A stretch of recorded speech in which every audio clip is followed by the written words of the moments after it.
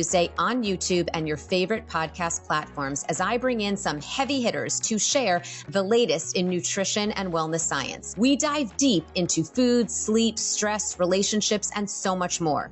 Your weekly guide to a happier, healthier, more nutritious life. Are you the friend who's always being asked for health advice? Now imagine turning that passion into a fulfilling career with our Become a Nutrition Coach program. Step into a world where your enthusiasm for wellness becomes the heart of your own thriving business. With me as your professor and guide and coach on our user-friendly digital platform, you can learn from anywhere at your very own pace. It's perfect for your busy life. Envision empowering others to live their healthiest lives, all while growing a career you love. You're not just gaining a certification here, you're joining a community of like-minded professionals ready to support and celebrate with you every step of the way. So what are you waiting for? It's time to nourish your future and help change lives, including your own. Head over to nutritiouslife.com/BNC for a free class and a sneak peek of the program. Your journey to becoming a nutrition coach begins now. Welcome to Living a Nutritious Life. For the past several weeks, there has been a lot of chatter around the new dietary guidelines. I've talked a lot about them already, and someone I was really excited to chat about them with was my dear friend, Natalie Jill. Natalie Jill is a midlife expert who helps women simplify complicated health topics and redefine healthy aging. Many of you know her from all of the great work she does, but also because she has been on the pod before and featured in my Nutritious Life community. Natalie and I decided to have the conversation about the dietary guidelines for her podcast, Midlife Conversations. Got to go check that out. And for the Living a Nutritious Life podcast. So this is being featured in both places. In this episode, you'll hear why eating whole unprocessed foods is always a win, why extremes never work long-term, and how personal health is different from public health policy, as well as much, much more. We always get into lots of hot topics. It's always fun to chat with Nat. You don't want to miss this one. So let's do it. Have a listen. And don't forget, as always, please rate, review, and share if you loved the episode. We're going to talk about the food pyramid and nutrition myths and what has changed and why food health seems to keep missing the mark. Now, before you come at me here, I'm Natalie Jill. I am a licensed master sports nutritionist. However, I've got one of my best friends on, Keri Glassman, who is a registered dietitian. So I wanted to do this conversation together with her. I thought that was important because typically nutritionists and registered dietitians, they seem to have like these different perspectives on things. Keri and I have almost identical perspectives on a lot, and that's unique. So we're going to be talking, sharing. We'll have a few little differences, but I wanted to start with the idea of the food pyramid and why it's been turned upside down. Why is this creating such chaos with some people and such pause and happiness with others? Like, what's that all about? And what's the truth? And is it going to change again? So this conversation is not Natalie dictating at you. It's not going to be Keri dictating at you. We just want to have a conversation over a cup of tea while we're podcasting. So Keri Glassman, I'm so happy to have you back on and take one of our chats live on a podcast. I am always so happy to chat with you. It is always so good to be here with you. So, dietary guidelines, not the sexiest topic, but certainly a hot topic these days. I know. I have to say, I think the dietary guidelines are the hottest they've ever been this time around. I know. Seriously. If dietary guidelines were ever hot, they are hot in the year 2026. Which is so weird to think about because like some of the stuff that we're going to talk about, you and I have been saying for decades, like this is not new information to us, but all of a sudden it's new to a lot of people. And to some people, they all of a sudden are saying it's pseudoscience or whatever. And I want to talk about that too, because I know like you have many books. I'll tell you my first book, 7-Day Jumpstart, Unprocess Your Diet, was literally almost identical to what the new food pyramid is. And I wrote that years ago, like it published over a decade ago. So to me, I'm just staying in my lane here and all of a sudden it's become political. Absolutely. Well, it's so funny. So I went on CNN when these first came out, when the dietary guidelines first came out, and so Kenny, who you know, my boyfriend, said, "So what's the deal with them? Like, what's new with them? What's the big deal with them?" And I said to him, I'm going to read you the first paragraph of the dietary guidelines. So I read it to him, and he said, "Okay, yeah." And I said, "What do you think?" And he said, "That's kind of what you've been saying for years." And I said, "Exactly. If you just read the first paragraph of the dietary guidelines, it's pretty much what any registered dietitian, nutrition coach, nutrition professional has been saying. Eat real food, nutrient-dense whole food, reduce highly processed packaged foods," right? It is really basic, smart, common sense, as they say, information in there. I mean, guidelines. Yeah, you would think. So I want to first establish, Keri, when I reached out to Keri and said that we have to do this conversation, I want to first share, we're not going to be talking about right or wrong because we don't believe in right or wrong. It's like, this is what we believe. This is what we share. And you do you with the information you get. It's also not about politics. We are not talking about politics because that's not our care in this conversation. And it's truly about, we want to understand how nutrition guidance has evolved and why it feels like whiplash sometimes. And I wanted to acknowledge that even nutrition professionals, like, we're taught different things at different times. Like you've seen that, Keri, like over and over again, where it's taught, it changes over the years. Something's changed. Absolutely. Yeah, absolutely. Well, first of all, that's something I've been saying all the time. I always say nutrition, one of the things that's so interesting about nutrition, one of the things that I love about nutrition is that it's a new science. It's only been studied for 100 plus years, I believe. I mean, it's really a new science. So there's new information every single day. So what I always say when it comes to nutrition, we want to take the good old research and the good new research, combine that together, and then always consider the individual that we're using that research on, right? So there could be good new research and good old research, but it might not make sense for a specific individual's lifestyle, right? So you always have to consider the individual first and then consider the different research, because sometimes there might be new research that's terrible new research. Totally. Right? And the old research might be better, but oftentimes there's great new research out there. So we're always going to be learning more, and we have to consider the new research out there. And that's a good thing. And it's a good thing to change and to change our opinions as we learn new information. But as you know, there is a lot of information out there that is tried and true. I think like fruits and vegetables are always going to be good for us. I don't see a time when there are dietary guidelines ever not recommending fruits and vegetables. Well, unless you're a strict carnivore, then might be the case.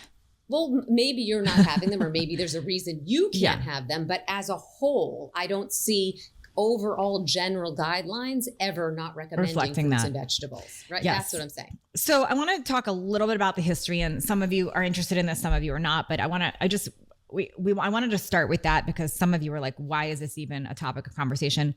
Well, first, the food pyramid was actually introduced decades ago. I believe it was the early 90s. Is that when the first food pyramid came out? Was it 2011 when it went away? Early 90s. Yeah. And they picked this shape kind of as a way that would be really visual for people to go, okay, eat more, eat less, which easy pyramid, right? And I remember it being very, very heavy on grains and pasta and bread and rice, which carbs, but there's lots of carbs. Fruits and vegetables are carbs too, but it was very, very heavy on that. And I remember seeing that. Fruits and vegetables next. Then it was like protein and dairy a little higher up. And then fats and oils were at the very, very, very top, used sparingly, it said. And when it was designed this way, I remember the focus was really about the conversations were about calories. It was about affordability. It was about fear of fat and cholesterol, because we really did come off of a very high fat fear time. Remember, everything was like fat free and be aware.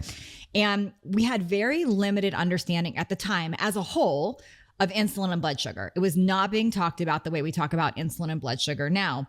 And public health goal, my understanding at the time, was about preventing deficiency, not optimizing health. Am I remembering? I mean, tell me what you remember. Well, yes, the last point you just said, that as far as the public goes, yes, it was about preventing deficiency. It was absolutely not about optimizing health, especially the way we think about optimizing health and health span now.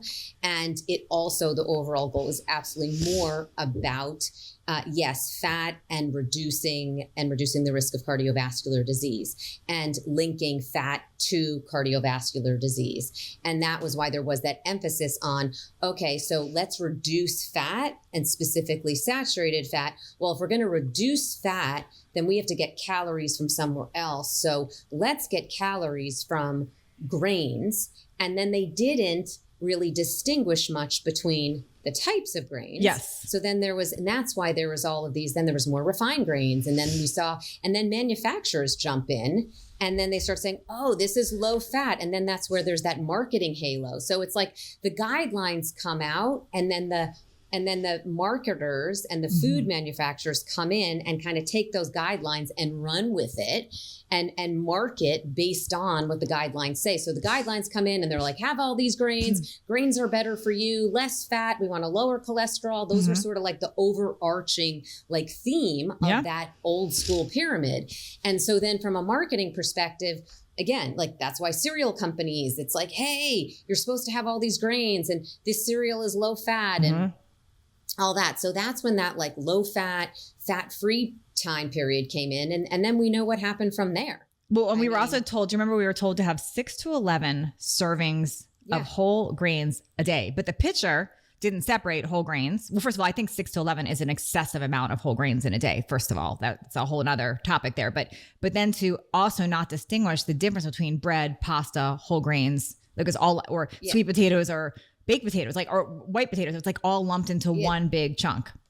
They actually didn't do a good job distinguishing between whole grains and not at all. And it's terrible. Grains. Yeah. So they say have 6 to 11 servings, and people think, well, I'll have 6 to 11 servings of my Cocoa Puffs. You laugh, but they did that. Right, exactly. And also, let's also not forget that most people don't even know what a serving is to begin with. True. So the result, what I saw, just confusion or dismissing, people just dismissed, but hunger increased, diabetes absolutely increased, weight increased. Like we saw this incredible rise in all diseases. And there's a lot of reasons for that, but I think there's a big correlation too with the rise in diabetes, the rise in Alzheimer's, the rise in cancers, the rise in everything correlated with this messaging of more grains, more starches. And inflammation, because all these inflammatory diseases, right? So then it was around 2011. I know they didn't change the pyramid, but they tried to replace it with something called My Plate. Which was also confusing because the people still talked about the pyramid. It didn't know that it was really replacing, but My Plate was introduced. And what that was, it was just like a plate. It was super simple. And it was divided into sections. It had half fruits and vegetables, if I remember correctly, 1/4 protein, 1/4 grains, and then dairy was like on the side. Yeah. Exactly. So it did a better job. Here's the thing with My Plate. My Plate definitely did a better job as far as like, it looked more like how we eat as far as like, and I do think there are, whether you're a nutrition coach or a dietitian, I mean, some people, when they're teaching people and educating people how to eat, they sometimes draw a plate and explain, what their plate should look like. Yeah.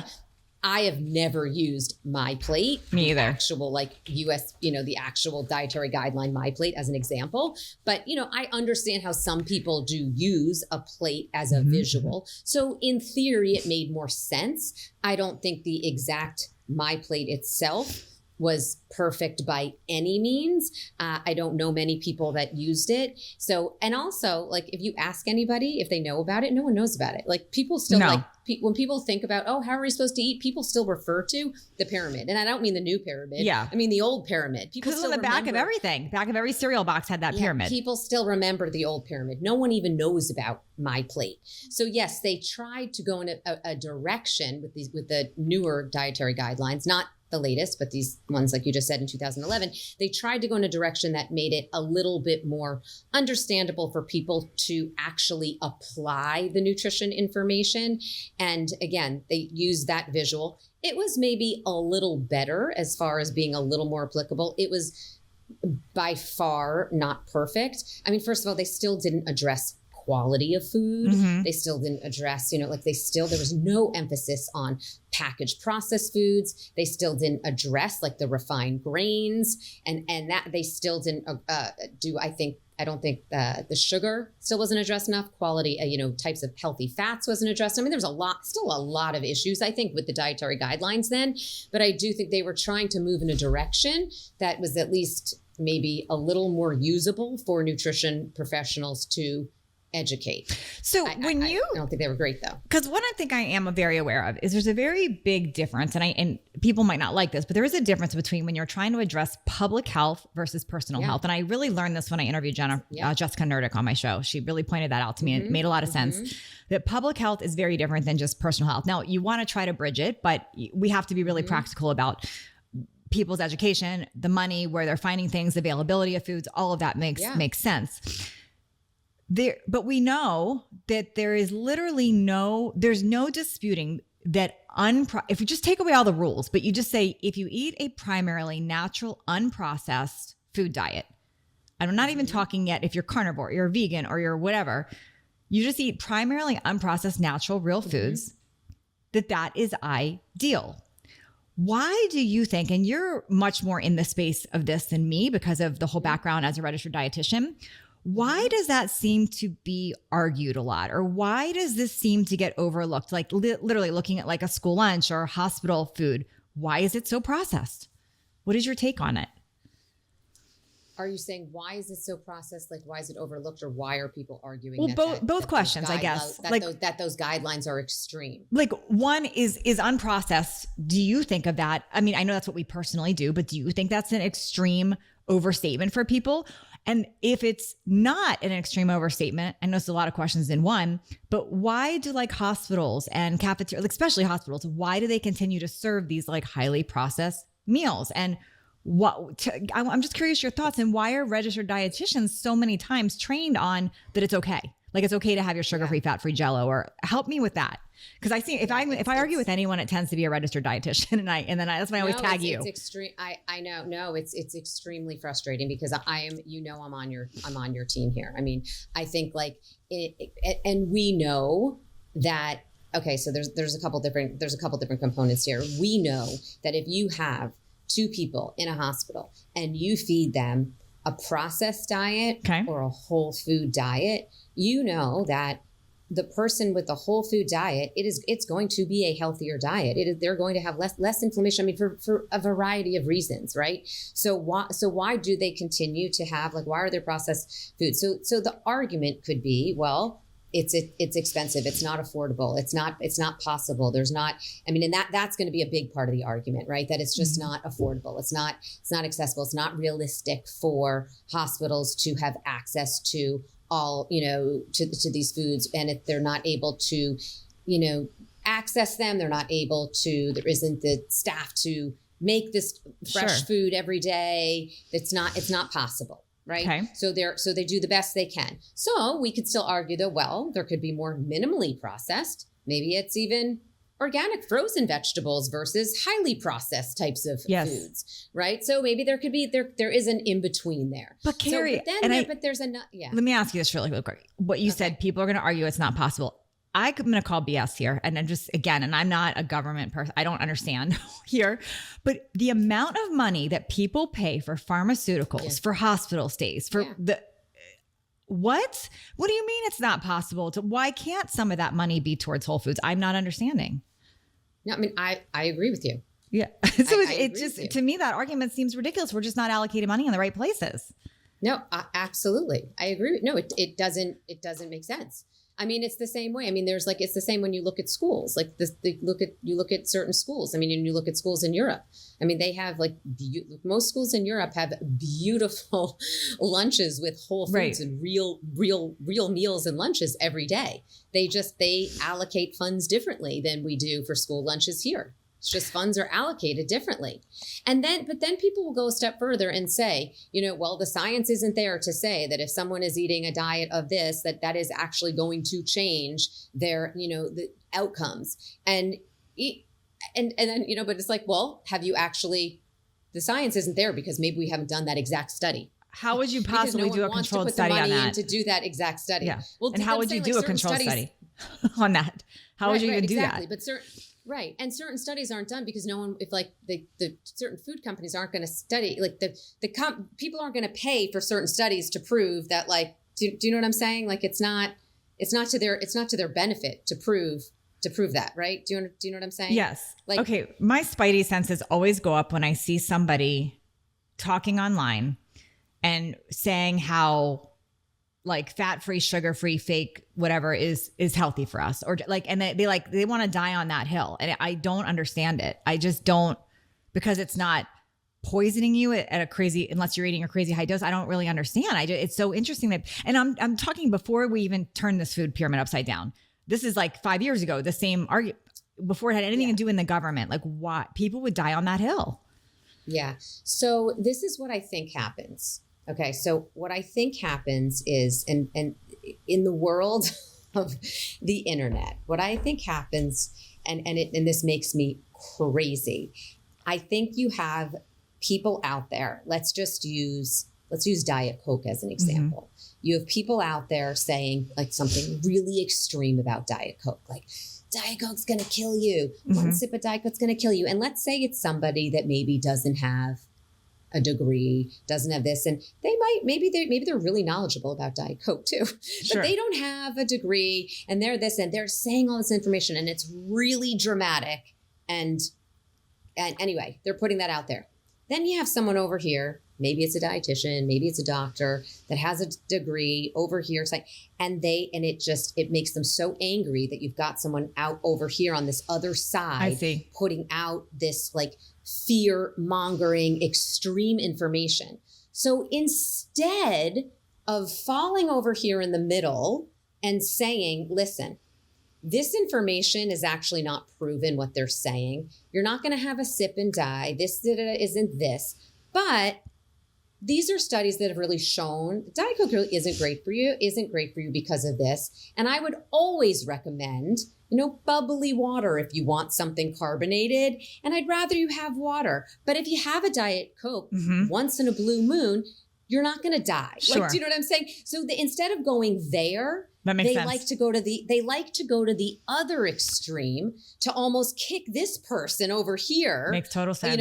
Off their high horse, and they like to squash them and say, actually, I love Diet Coke, and Diet Coke is actually okay. And there are no studies to show that. So it's almost like the person over here becomes even more polar. So then it becomes this polarizing conversation, when really what I like to say is like, no, health professionals don't come in and like, because you might not agree with this person being extreme, don't come in and try to make a point that Diet Coke is good for you. Totally. That's not helping the masses out there. You can still say you don't like it. You don't have to agree that it's the poison that this person is saying, but don't come in and say it's good for you. It makes me crazy so I'm always like, anyway. Yeah, no, I love that perspective.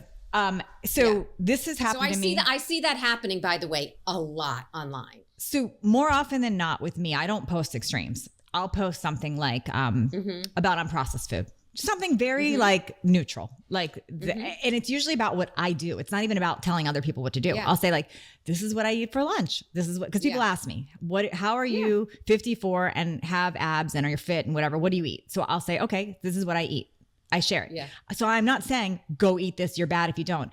And every single time I do it, Keri, every single time, there's always someone they're always a registered dietitian. They will jump on my post and tell me that I am not as educated as them because they are a registered dietitian. This happens, because I tag you. They are a registered dietitian, and I am providing misinformation, and this is confusing people. And they go on a tangent, and it's always their credentials, okay? And to me, they can believe whatever the heck they want. First of all, I'm not trying to fight credentials here. No, I'm not a registered dietitian. Do I have a bachelor in science and health and human performance? Yes.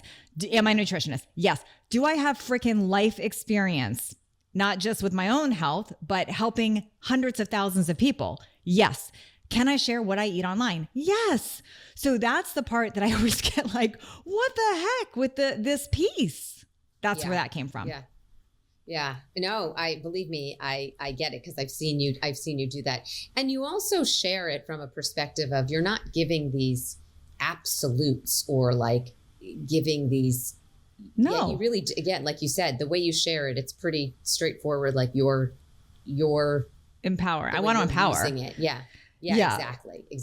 So, okay. So I got on my little tangent there, but I have so much respect for registered dietitians, by the way, most of them, but it's the comments like that I'm like, what? Yeah. Like, where is that coming from? Yeah. Okay. And why does it bother me? Like I just said, I get so crazy when I see people, like, it's almost like, I'm like, you're so worried about like making that point that I'm a dietitian or I'm a doctor, like, and going against this person that might be saying something wrong, that you're literally giving people bad information out there, or like just to prove the point about like a Diet Coke or something.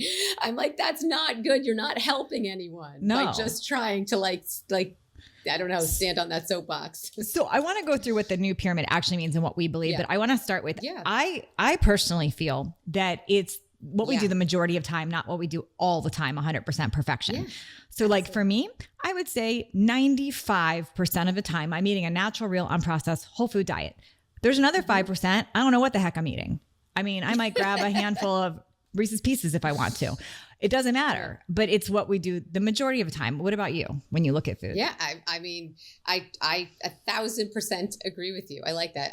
I don't know what the heck I'm eating. It's like, it could be whatever. It could be, I don't even know what it is. I don't know what those ingredients are. No, I mean, I'm with you. Exactly. I don't think we don't, the goal isn't, this is what I always tell people when I'm helping people, like especially individuals. If I'm helping an individual, I say, the goal here is, if I'm going to help you make a shift in your diet, I want to help you do something that you're going to be able to do 360 days a year. And the reason I say 360 days is because it's the point of, if it's something that you're going to force yourself to do for the next week, then there's no point. If it's something like, but there's never going to be anything you're going to do every day. I want you to be like, a certain day you're going to wake up and have that chocolate croissant. A certain day you're going to maybe have that donut, right? Yeah. There's always going to be a day that's totally off. But what is that delicious, healthy breakfast that is easy enough for you to make, that is healthy for you as an individual, that is affordable for you, that, that tastes good for you, that is like the right macronutrients for you, like what works for you 360 days a year. Do you know what I mean? I love that you can get in all things. So that's how I like to think about it. And that's how I eat. The way that I can eat, that I have access to foods, whether I'm traveling, whether I'm home, that's quick enough, easy enough, that I like enough, that I don't get sick of, that works for me, again, 360 days a year. And those other times of the day, like of the year, who knows what I'm eating, just like you. This reminds me, I recently posted this thing online, and I started the sentence with I believe, because I never say this is what you should do. I say I believe. So it's again, making it like, this is what I do. If you want the information, awesome. And I said, I believe that getting natural, real sunlight. And then I shared why I think it's beneficial to have more natural, real sunlight than fake LED. I didn't say, like, as I'm talking to you, Keri, I have LED lights staring at me. So I didn't say I don't ever have LED lights. I said I like natural, real sunlight. Yeah. And this guy with his PhD chimed in and fully attacked how what I'm saying is misleading people. There is absolutely no science that the sunlight is good for us, and that LED is going to mess up our cortisol arts. Like this guy was going on. And I had fun with him, and I kind of responded back, and he was saying that I hadn't read his research. So then I actually went and looked at his research. When you get, and I don't have a PhD, but when you go get advanced education, you're learned to look at studies and with a really objective eye, and look at the source of a study and the mass decision on a study. So if 1,000 people study the same thing, there's one odd opinion. You kind of throw out that one odd opinion, and you're looking at the masses. Right. He was the one odd opinion. But I couldn't help to wonder, like, why is he so set on people not getting better sleep or getting real, like, what was that about? So I just wanted to finish the loop on that. Like, if someone's listening to this, not that they would be, because they probably wouldn't listen if this is them, but if you're listening to this and you are that person that likes to go dispute, so I want you to kind of check your intention. Like, is your intention to actually help people, or just try to bump the person talking off a pedestal or something? Because what is happening there? What's the point? Have you ever looked at a skincare product and thought, I wonder if this is actually going to work? I mean, I think we've all done that, right? With OneSkin, I never wonder if it's going to work because I have real proof. Their whole company is led by scientists with backgrounds in tissue engineering, stem cell biology, and skin regeneration. And their products are backed by rigorous lab and clinical studies. The OS1 body is definitely helping my crepey skin, and I'm obsessed with the tinted OS1 Face SPF. It feels like butter going on, and it feels so good knowing that it's moisturizing my skin and protecting it all at the same time. I just love it. At the heart of their topical supplements is their proprietary OS1 peptide, the first ingredient scientifically proven to reverse skin's biological age by targeting cellular senescence. Those are those zombie cells that make your skin age faster than it needs to. Think about that crepey skin that we all want to get rid of.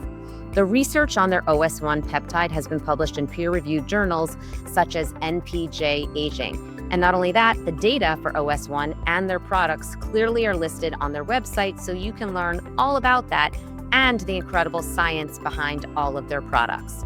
In lab studies, they've measured a 130% increase in collagen production with their OS1 eye cream. And another study showed that their SPF neutralizes free radicals. Those are those bad guy compounds that I always talk about, 4 times more effectively than other so-called anti-aging sunscreens. The proof is in the numbers, friends.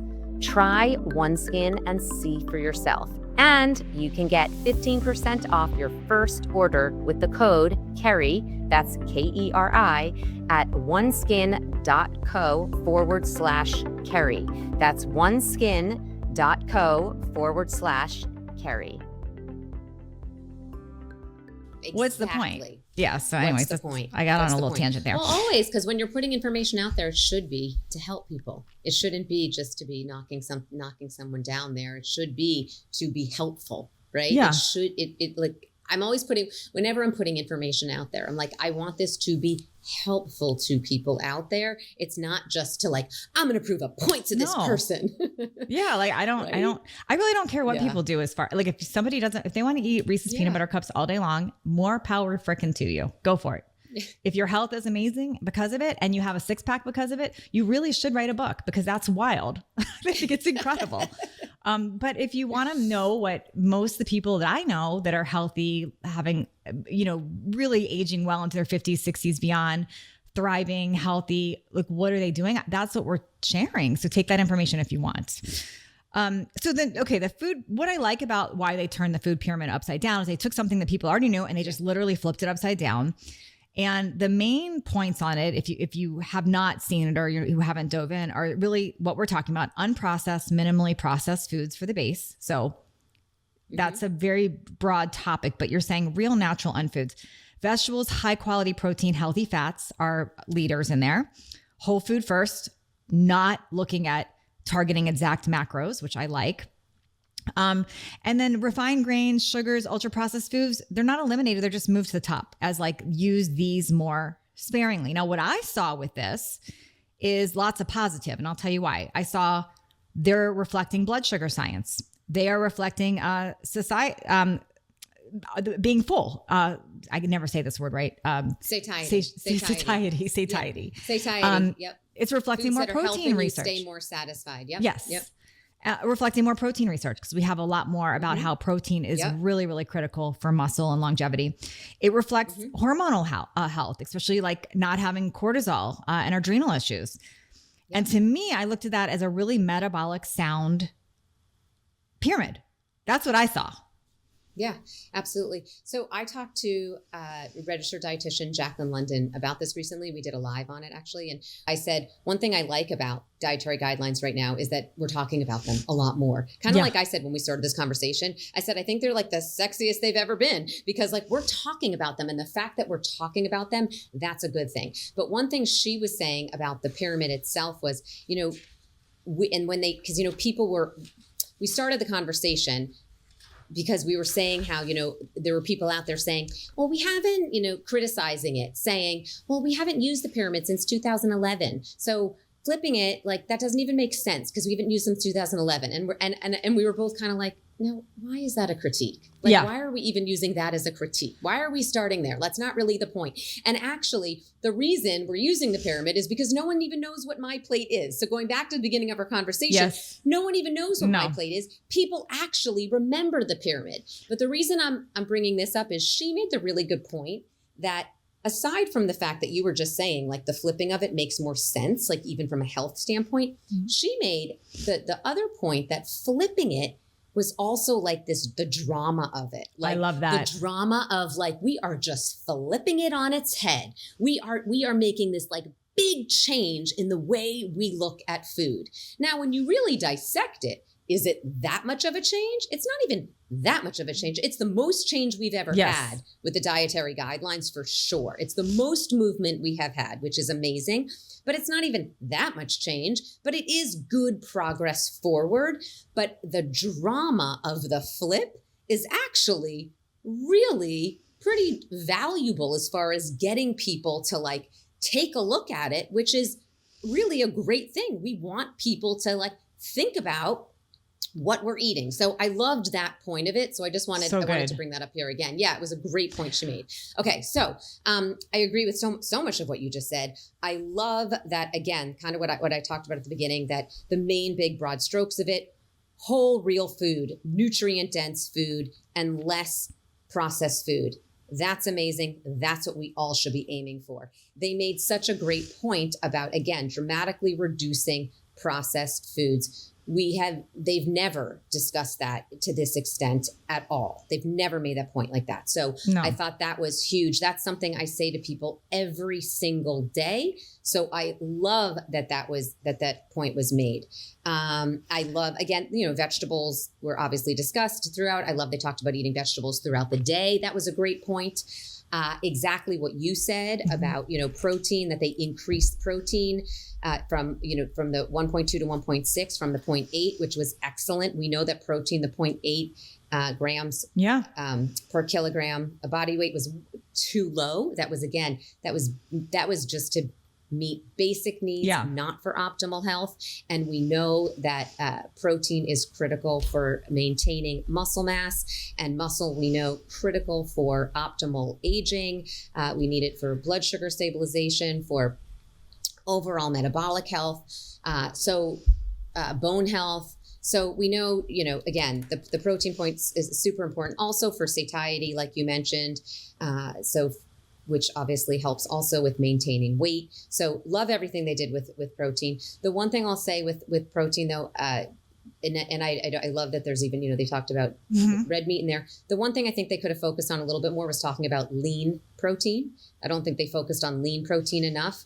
And I think they could have focused a little more on fish. So I wish there was like a little more discussion of that. So love the protein recommendations, just wish they emphasized lean a little bit more. That was my only thing there. So I have a few things that I thought, okay, well, they could have done this too, and I'll share those. Yeah. However, I still like what they did because they had to keep it simple. The more you add in, totally. So for example, the per body weight, like I'd love that to be per ideal body weight. Because like, for instance, if you're 100 pounds overweight, you don't want to be eating crazy amount of protein for your current, so it's ideal weight.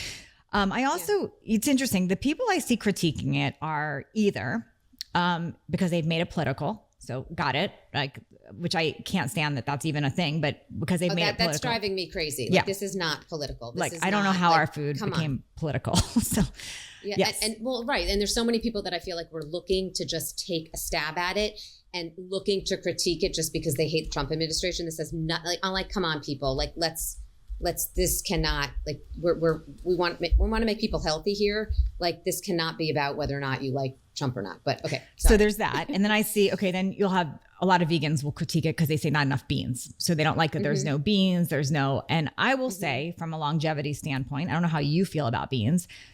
I don't put beans as a primary source of protein. I think of beans as more in the grain category. They act in our bodies that way, and they happen to have some protein. So yes, they're high fiber. We need fiber. Yes.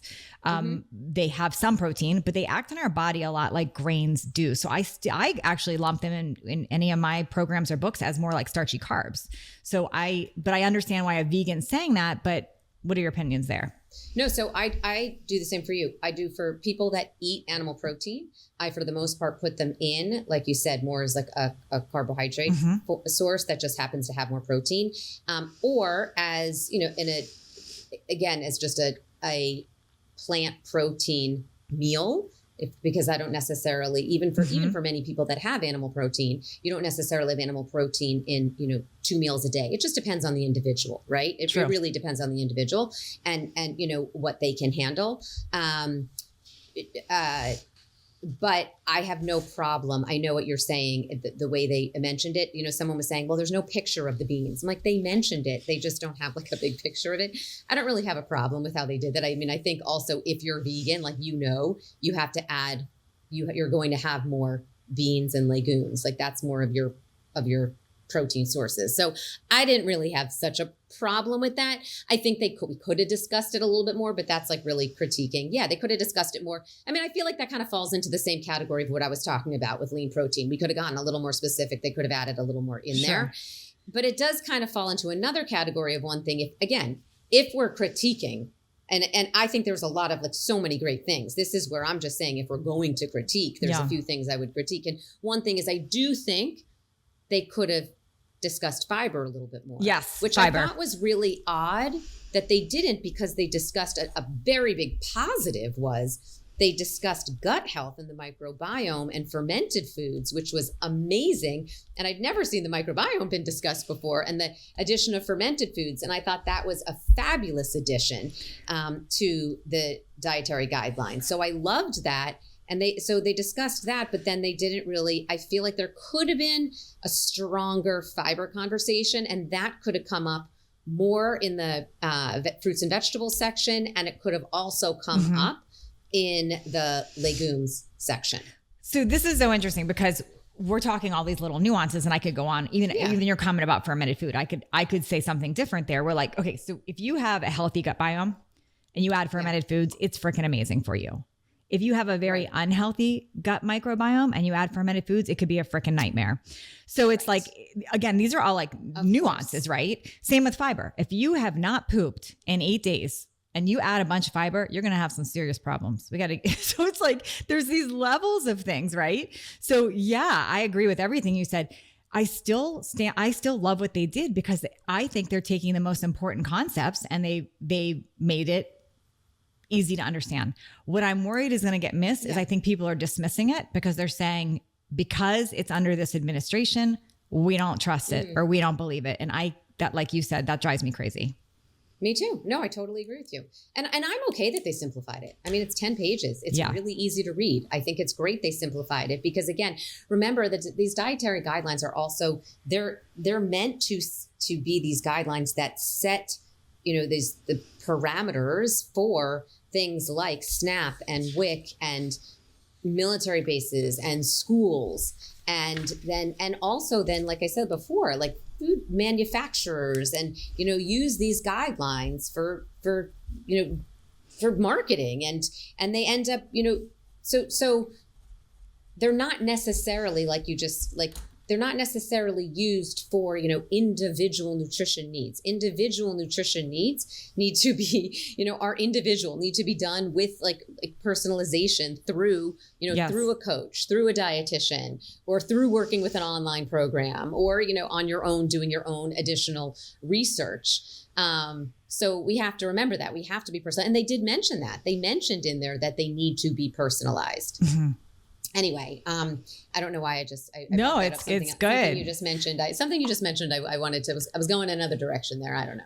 There's a couple things that are not mentioned at all that I want to talk about. Just have a real conversation with you about. I'm even curious where you stand on these things too. I think there's a few things like really changing in our food world, just like we had the years of fat-free and then sugar-free. I think we are in this weird time of a black and white thinking where people think they have to eat I must be carnivore, or I must be vegan, or I must be it's this black and white, 0 seed oils or whatever it is.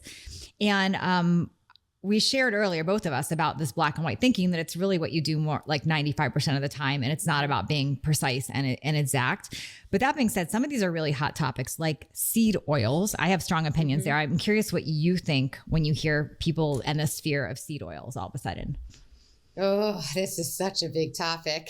It's so funny. We actually, do you remember I shared for one of your communities a whole thing on seed oils once? I do. And it's funny because it came up in my community recently, and I actually shared with them this like 20-minute video that I had done for your community. I shared with mine because I was like, there's this whole thing on it. So this is a whole thing. But okay, so what I'll say about seed oils is this is really a big hot topic. Okay. So there's a very big, and remember that whole Diet Coke thing I said about like how it's getting so polarizing. This is the perfect example of that. I think people on both ends of the spectrum, when it comes to seed oils, if you actually if you actually listen to them really closely, they're not on like, if you could see me, I'm like, if you could see what I'm doing, like here and here, they're actually this far apart. They're really saying the same thing. And what I mean there is, when you're eating seed oils, for the most part, you're having highly processed oils. So whether you're having sunflower oil and safflower oil, you're having it in the form that is highly processed, using unhealthy chemicals to process it. Okay. It's a poor quality oil. That oil is not healthy for you. Or you're having it or it's being in a fried food in a restaurant, so which is even worse for you. Or you're having it in a highly packaged processed food, which is also worse for you and has other unhealthy chemicals and products and foods and ingredients in it for you, and other things like even sugar in it for you. So it's also even worse for you. That's generally where and how you're getting seed oils. For the most part, that's why they're unhealthy for you. So that is why, and we're also getting too many of them. So we're getting lots and lots of these seed oils, which is, okay, so we're getting too many of them, and we're getting them in all these wrong places. Now, you take a seed oil like that, and but now let's say you take, let's just use sunflower oil example. But then you take something like a sunflower oil, and you have an organic, cold pressed sunflower oil that you're using in your kitchen, drizzling in a salad or something, dressing, salad dressing that you're making, that you're not even cooking or heating and putting onto an oil, using that because you love that in this one specific recipe and you use that once in a while. That is a very different way of using a seed oil. That seed oil may have some health benefits for you in that way, but that is very different, right? It is it is a very different way of having it. So for the most part, the way we are consuming seed oils, they're really unhealthy for you. And we should try to get those out of our diet, because just by taking seed oils out of our diet, we're going to be getting rid of fried foods. We're going to be getting rid of a lot of packaged processed foods. And then in our kitchen, if we get rid of seed oils, we're getting rid of a lot of highly processed, unhealthy oils. And we're going to instead avocado oil, which is going to be healthier oil for you. We're going to have olive oil, which is excellent for you. You can get cold pressed olive oil, which is healthier for you. You can also get, by the way, a poor quality olive oil, but it's easier to get a high quality olive oil. So then it's easier to go for these higher quality oils, but a high quality seed oil, very different than the way we're getting them. So yes, in their good, higher quality form, they're not as bad for you as like the way we're getting them. It's more the form we're getting them in. So, correct. But on their own, are some of these seed oils terrible for you? And if you took out some of these other, oils and replaced them with some seed oils, like if you had some saturated fats and you replace them with some healthier seed oils, would that be better for you? It could be if you're replacing them with healthier ones, but not if you're just replacing them with these highly processed seed oils. So anyway, it's all, we could go on and on and on about that. So, but for the most part, the easiest way to think about it is try not to have your ultra processed packaged foods. Try not to have your fried foods out. Try not to, in a restaurant, if in a restaurant, if you don't know what they're consuming, like, you try to eat the healthiest you can in the restaurant, and you probably, do the best you can. That's exactly how I feel. Like at home. And when you're home, buy high quality oils. So at home, we cook with olive oil or avocado oil. Yeah. That's what we use. That's the main things. When we are out, I am not worried about it. I'm not going to ask them to make sure that my fish has 0 seed oils. I feel like people sound like a ding dong asking for that. I'm just being real. So like if you are cooking at home the majority of the time, your one time eating out and your one meal is not the problem. Now, if you're having a basket of fried foods in canola oil, that's a whole different story than you've got a little bit of seed oil they happen to grill your fish with. That's a thing. Exactly. Also eating pumpkin seeds, eating sunflower seeds. People are now saying that they don't want those because they think that that's seed oil. And I think that's just gotten ridiculous. I know my husband was looking through a lot of our foods like, this has, sunflower. I'm like, that is fine. It's like it's like a tiny bit. But pumpkin seed is a whole real food. You're getting good nutrients in there. Yes. That's different. That's not a highly processed seed. You're getting, that's a whole seed. That's a whole food with nutrients in it. So what I'm saying I mostly avoid, it would be like a cottonseed oil or canola oil or these highly processed. And what's interesting is people are going to be in for a little bit of rude awakening when they've just bought processed snack foods because they say that they're now cooked in beef tallow. It's still a processed snack food. So that's great that it's beef tallow, but you're still eating a highly processed, high caloric food.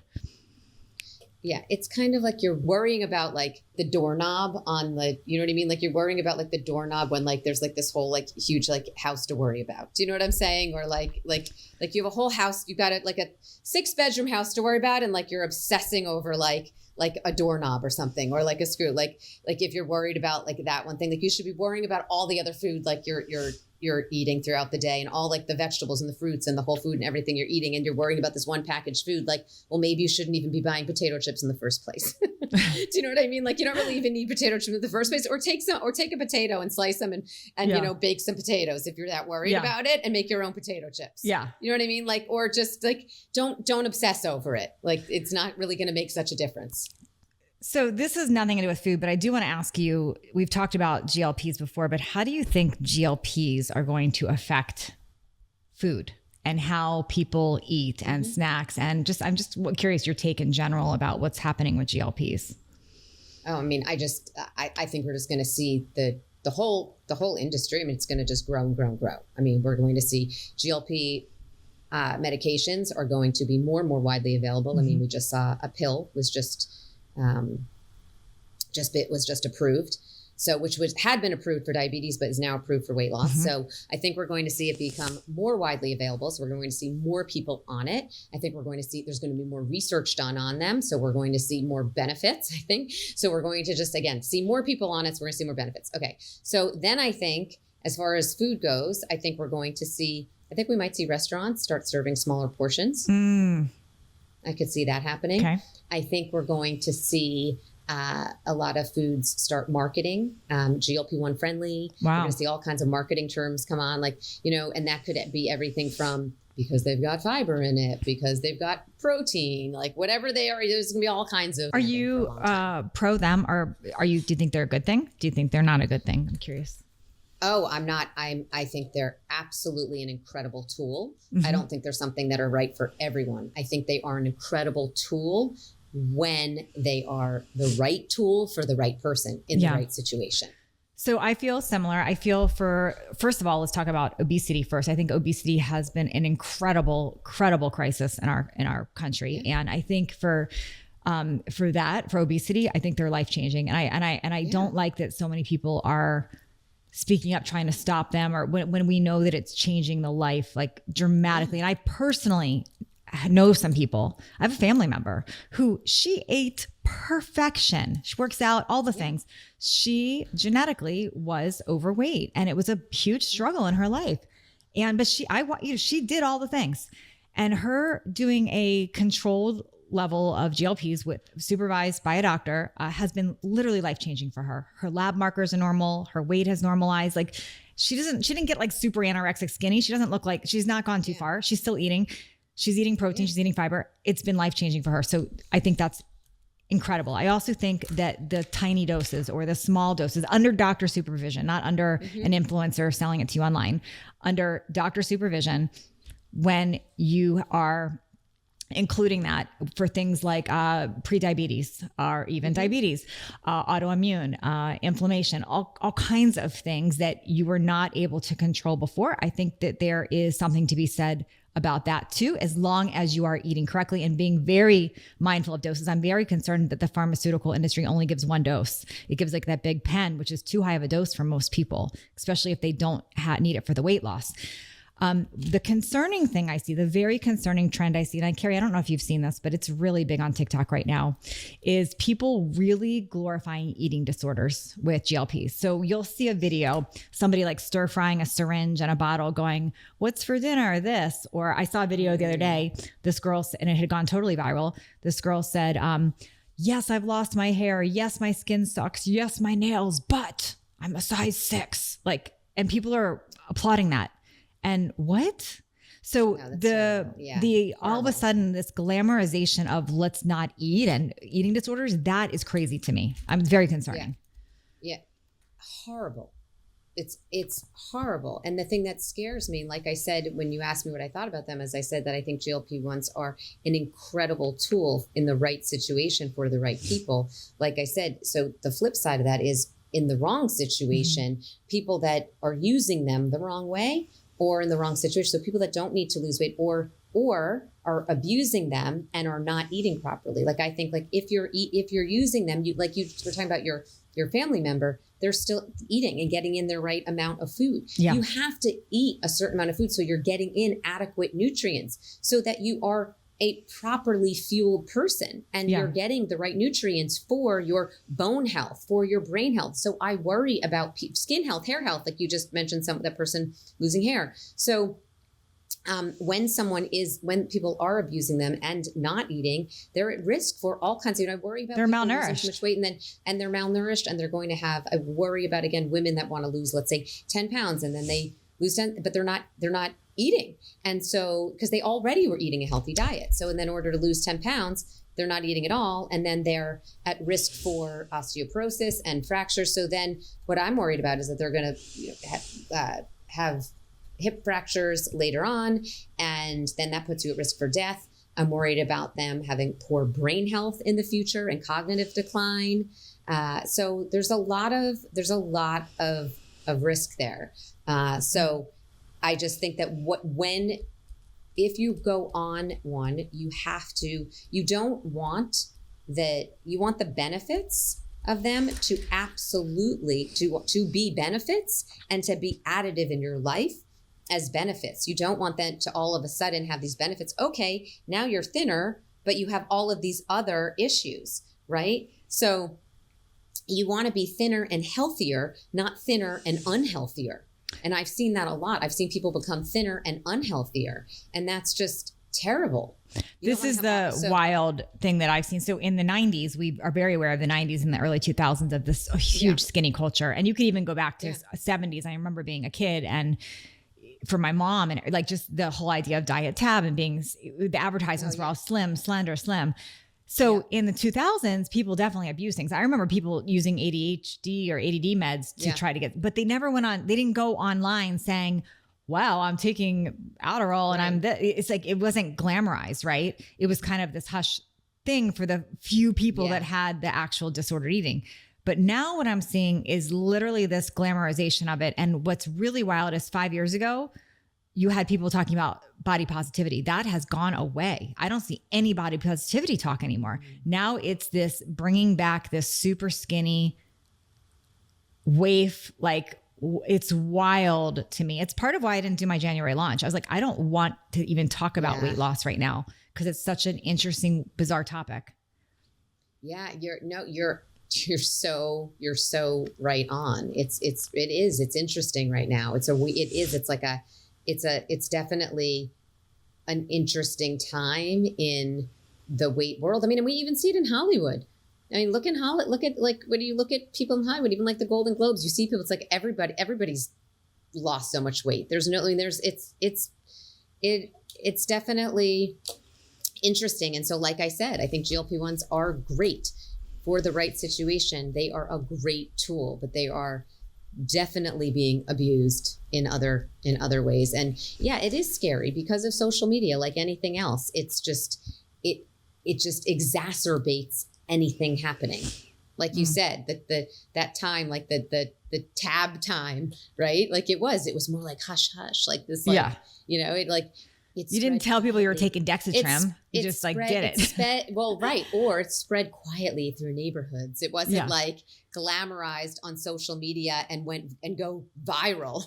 Right? Like we didn't have, there wasn't social media. We didn't have that. So you're right. It's just, everything is exacerbated now. And it's kind of scary. And it is wild. Like the pendulum really swung from body positivity to like, yeah, let's all get ultra skinny again. There's a really funny, I'm not really a big watcher of South Park. And I don't know if you've watched this one, but that you guys, anyone listening, you have to go find it. You can find it on YouTube, on the South Park show. It's South Park, The End of Obesity.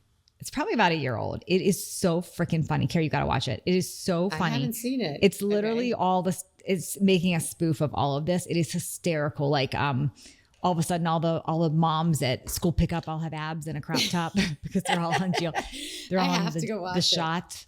It's really freaking funny. It does a whole spoof on insurance and just GLPs in general, and it even talks about the body positivity movement. It's so slam dunk. And I think it's a year old. So those writers were just genius with this, but it's such a funny watch. You have to see it. I got to go see it. It's so good. Well, I love that we just talked about all this. So if you're still with us, thanks for listening in on our chat about all of our opinions about all of this. But, this has come up a lot for me recently because of my book 10 years ago, which was literally Unprocess Your Diet. And I've been asked to do a lot of things in the movement, but I don't want to particularly because I don't want to really get into politics. But unfortunately, I hate that it's that because I love talking about food. I just don't want to be in a politics box. I know. And it's crazy that I've never seen anything like it with dietary guidelines that come out. And like I said, I had this conversation with Jacqueline London and we talked about this too. We're like, it's so crazy how this year when they came out, like right away, people were ready to attack them and critique them. Oh yeah. And we were like, they're the best they've ever been. Of course we can critique them because there's always going to be things that are not perfect about them. There's always going to be, but they're probably the best they've ever been. Yes. And people are just looking to critique so hard because they just don't like the administration. And like, that is not what this is about. Like, keep it out. Like, keep politics out of this. They won't though. It's crazy. I know. It'll stay there. Yeah. So keep it out of our comments, friends. Whoever's listening, keep it out of our comments. We'll get some fun comments, I'm sure. Well, thank you, Keri. As always, so good chatting with you.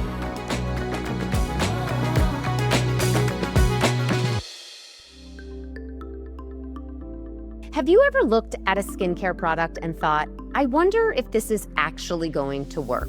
I mean, I think we've all done that, right? With OneSkin, I never wonder if it's going to work because I have real proof. Their whole company is led by scientists with backgrounds in tissue engineering, stem cell biology, and skin regeneration. And their products are backed by rigorous lab and clinical studies. The OS1 body is definitely helping my crepey skin, and I'm obsessed with the tinted OS1 Face SPF.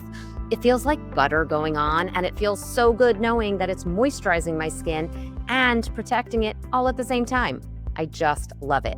At the heart of their topical supplements is their proprietary OS1 peptide, the first ingredient scientifically proven to reverse skin's biological age by targeting cellular senescence. Those are those zombie cells that make your skin age faster than it needs to. Think about that crepey skin that we all want to get rid of. The research on their OS1 peptide has been published in peer-reviewed journals such as NPJ Aging. And not only that, the data for OS1 and their products clearly are listed on their website, so you can learn all about that and the incredible science behind all of their products. In lab studies, they've measured a 130% increase in collagen production with their OS1 eye cream. And another study showed that their SPF neutralizes free radicals. Those are those bad guy compounds that I always talk about. 4 times more effectively than other so-called anti-aging sunscreens. The proof is in the numbers, friends. Try OneSkin and see for yourself. And you can get 15% off your first order with the code KERI, that's KERI, at oneskin.co/Keri. That's oneskin.co/Keri.